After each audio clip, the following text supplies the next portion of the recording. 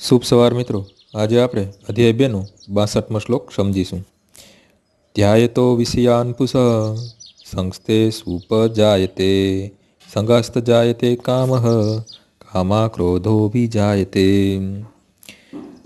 ઇન્દ્રિય વિષયોનું ચિંતન કરવાથી મનુષ્યને તેમાં આસક્તિ થાય છે અને આવી આસક્તિથી કામના ઉત્પન્ન થાય છે તથા કામમાંથી ક્રોધ ઉદ્ભવે છે। જે મનુષ્ય કૃષ્ણ ભાવના પરાયણ નથી તે ઇન્દ્રિયોના વિષયોનું ચિંતન કરતાં કરતાં ભૌતિક વાસનાઓને વશ થઈ જાય છે। ઇન્દ્રિયોને હંમેશા અમુક વાસ્તવિક પ્રવૃત્તિની જરૂર રહે છે અને જો ઇન્દ્રિયો ભગવાનની દિવ્ય પ્રેમસભર ભક્તિમય સેવામાં લાગેલી નહીં હોય તો તેઓ નિશ્ચિતપણે ભૌતિક પ્રકૃતિમાં જોડાઈ જશે। આ ભૌતિક જગતમાં બ્રહ્માજી તથા શિવજી સહિત બધા જીવો ઇન્દ્રિય વિષયોથી પ્રભાવિત થઈ જાય છે તો પછી સ્વર્ગના અન્ય દેવોની તો વાત જ ક્યાં કરવાની। કૃષ્ણ ભાવના પરાયણ થવું એ જ સંસારના પ્રપંચમાંથી મુક્તિ પામવાનો એકમાત્ર ઉપાય છે।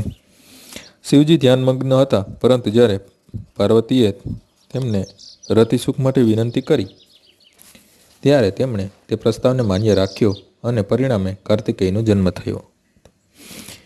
હરિદાસ ઠાકુર જ્યારે યુવાન ભગવત ભક્ત હતા ત્યારે તેવી જ રીતે માયાવતીના અવતારે તેમને મોહિત કરવાનો પ્રયાસ કર્યો, પરંતુ ભગવાન કૃષ્ણને અનન્ય ભક્તિને કારણે તેઓ આ કસોટીમાંથી સહજ રીતે પાર ઉતર્યા। શ્રી યામુનાચાર્યના ઉપરોક્ત શ્લોકમાં દર્શાવ્યું તેમ ભગવાનનો સનિષ્ઠ ભક્ત ભગવાનના સંગથી પ્રાપ્ત આધ્યાત્મિક સુખના ઉચ્ચતર રસાસ્વાદનને કારણે સમસ્ત ભૌતિક ઇન્દ્રિય સુખનો ત્યાગ કરે છે। એ જ સફળતાનું રહસ્ય છે। માટે જે મનુષ્ય કૃષ્ણ ભક્તિપરાયણ નથી તે કૃત્રિમ દમન દ્વારા પોતાની ઇન્દ્રિયોને વશમાં રાખવામાં ભલે ગમે તેટલો શક્તિશાળી હોય તો એ અંતે તે જરૂર નિષ્ફળતા પામશે, કારણ કે વિષય સુખનો અલ્પ એવો વિચાર પણ તેને ઇન્દ્રિય તૃપ્તિ માટે ઉત્તેજિત કરી દેશે। આજનો શ્લોક અહીં પૂર્ણ થાય છે। આવતીકાલે સવારે 6 વાગ્યે મળીશું। જય શ્રી કૃષ્ણ।